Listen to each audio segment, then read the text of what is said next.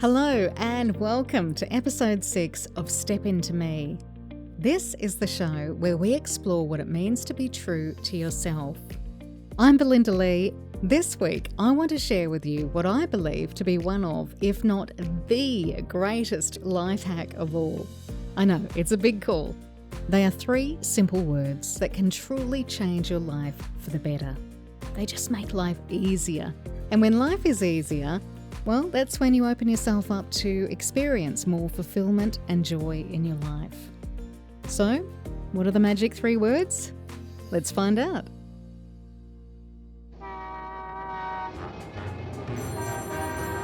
Life. It can be noisy at times.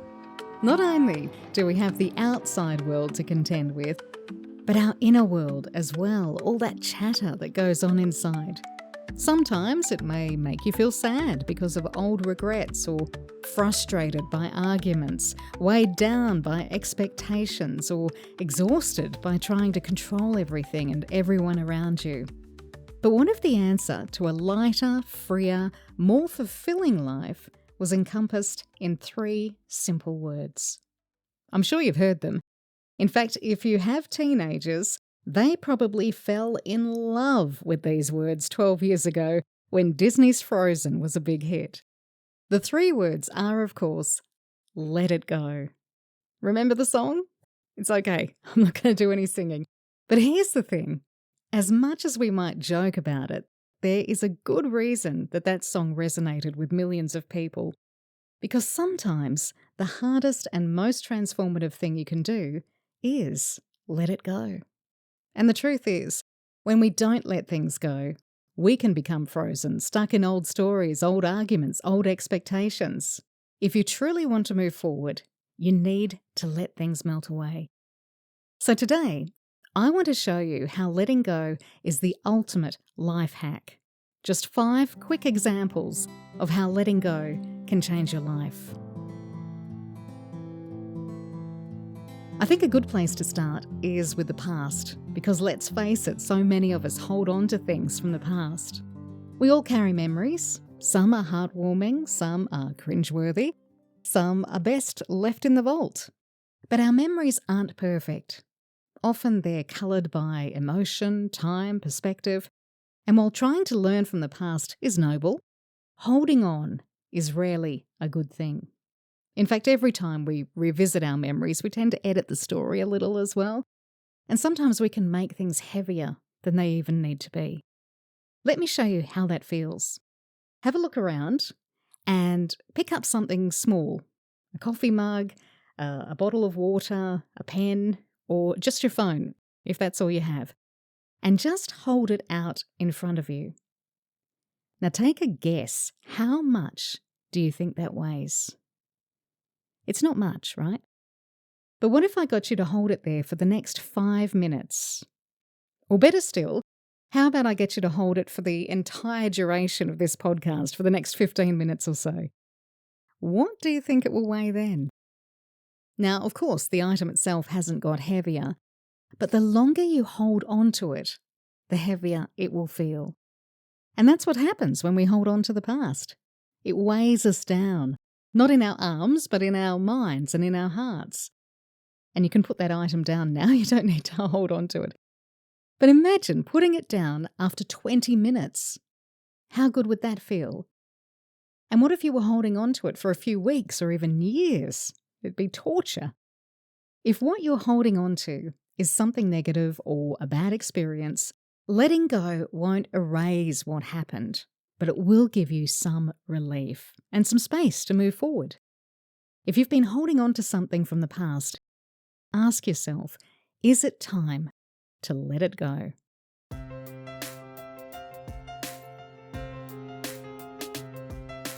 Which leads me to example number 2, because if this one isn't sorted straight away, it can end up lingering for days or weeks or even years. And I'm talking about letting go of the need to be right. I mean, I get it. We all love being right. It's like a little dopamine hit. Until it isn't. How many times have you found yourself in a pointless argument, determined to prove your point about something trivial? Who put the empty milk carton back in the fridge? I mean, who really cares? Yet we dig in, don't we? Determined to win the argument.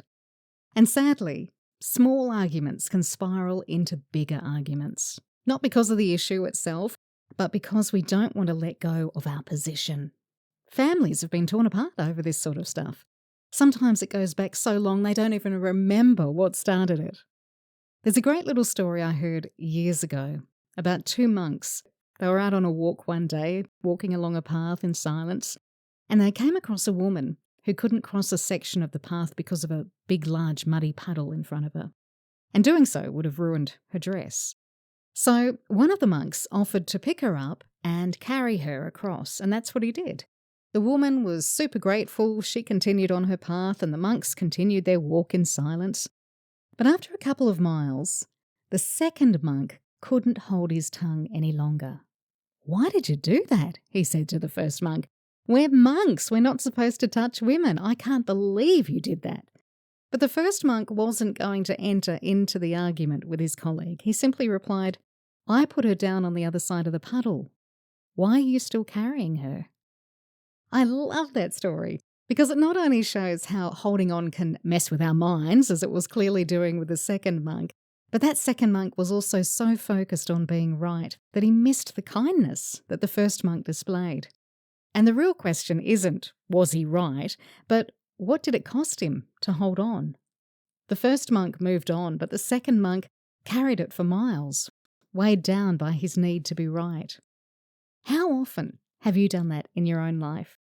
Replaying arguments in your head, convinced that you were justified, but all you really gain from that is just a lack of sleep, feelings of anger or resentment, and you end up frozen in a trivial moment in time, unable to move forward.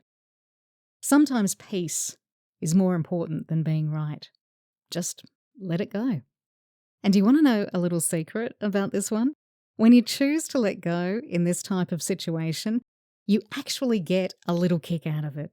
In many ways, you get what you were trying to get in the first place, some sort of sense of self-righteousness. It's almost like the universe says, "Well done. Good for you for taking the high road. Gold star, pat on the head." So next time a situation really doesn't need to become anything more than just a blip of inner frustration, take a deep breath and just ask yourself, do I really need to be right, or do I just let it go? The third example I want to explore is letting go of attachment. Now, we all love our families, our homes, our achievements, but life is a constant cycle of gain and loss. And everything we hold dear in this lifetime, everything we are attached to, our possessions, job status, relationships, all of it will eventually change or slip away from us. And it's not pessimism, it's just reality. And to show you what I mean, consider these 4 truths. With accumulation comes dispersion. With rising comes falling. With meeting comes parting.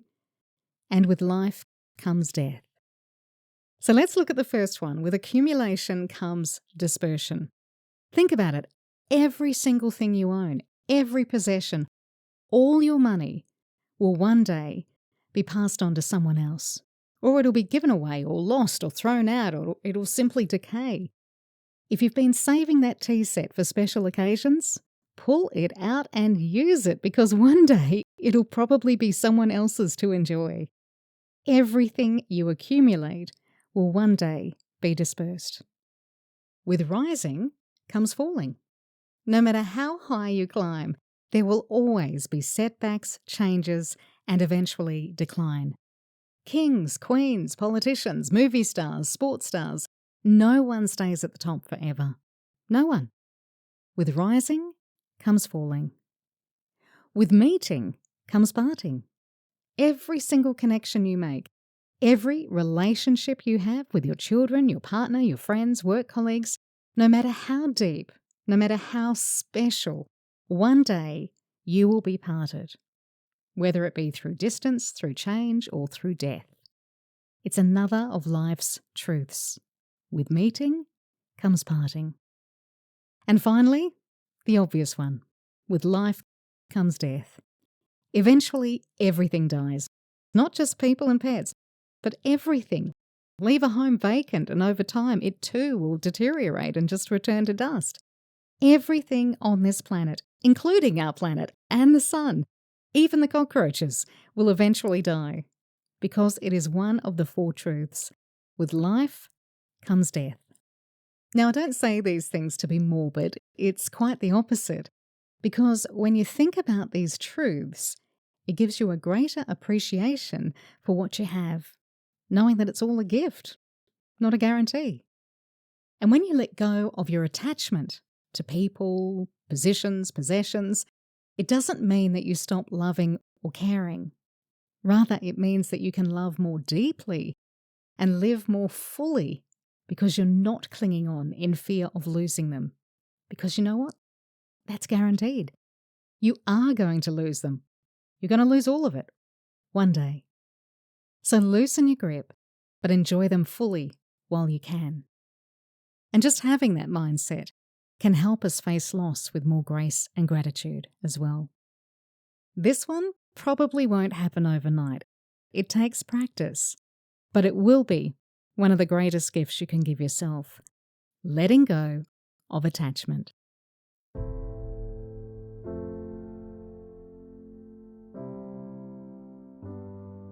The next example is one that has brought me the greatest sense of freedom over the years, and that is letting go of outcomes and expectations.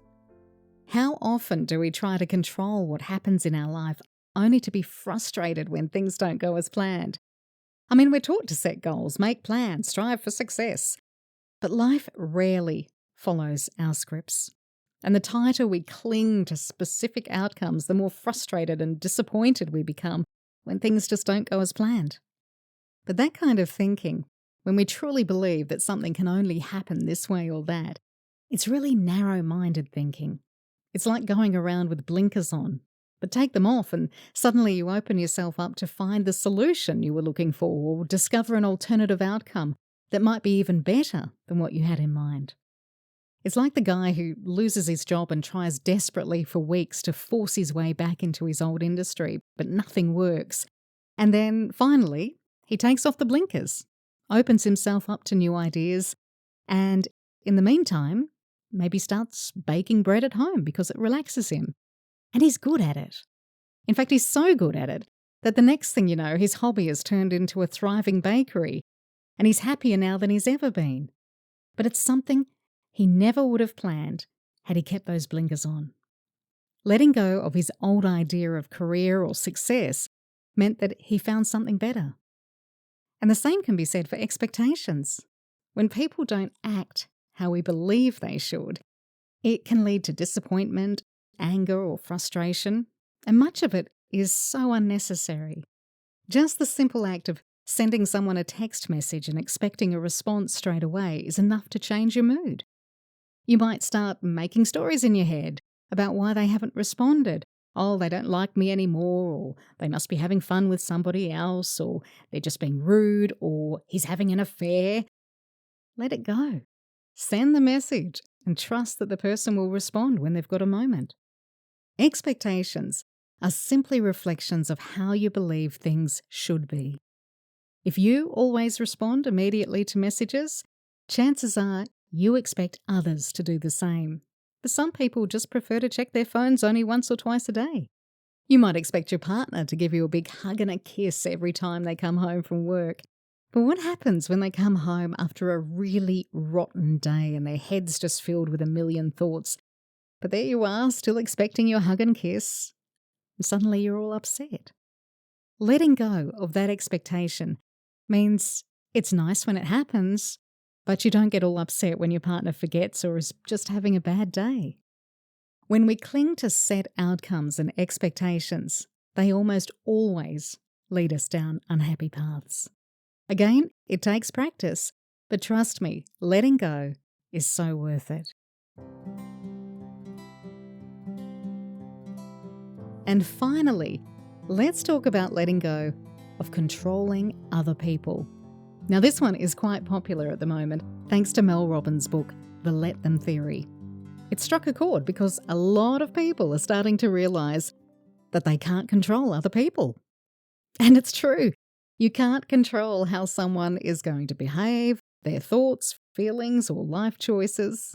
Think of a parent trying to steer every aspect of their child's life. The tighter the grip, the more the child pulls away. But when we let go, when we support, encourage, and trust, that's when relationships flourish. Every one of us has our own map of the world, which has been shaped by our upbringing, education, unique life experiences. You do things the way you do because of everything you have experienced in life. But what works for you may not work for me. Even if we were raised in the same family, our maps would be different. It's like travelling to New York using a map of London to guide you. We need to find our own way, use our own maps. As Mel Robbins says, we need to let people be who they are. Let them make their own mistakes, follow their own paths, and learn in their own time. It's not just freeing for them, but it's freeing for us too. We can't control other people. We just have to let it go. Well, hopefully, these 5 examples have given you a taste of how amazing letting go can be. I've only covered 5, but I'm sure there are plenty of other things we can let go of too. They are 3 simple words. In almost any situation, you can ask yourself, what am I holding on to? And how can I let it go? Whether it's the past, the need to be right, attachment, outcomes, or other people, letting go is truly one of the greatest life hacks of all. So what have you let go of? And how did it change your life? I'd love to hear your stories. Feel free to share in the comments, or you can head to the comments page at stepintomepodcast.com. Thank you so much for joining me today. I hope you leave a little lighter, a little freer, ready to embrace the idea of letting go. And just a quick reminder too that the information shared today is purely to enlighten and entertain. I'm not a medical professional, so if you do think you have a problem, please seek help from a healthcare professional. If you enjoyed this episode, please give it 5 stars and follow or subscribe so you don't miss future episodes. I'm Belinda Lee. This is Step Into Me, helping you find the courage to be true to yourself.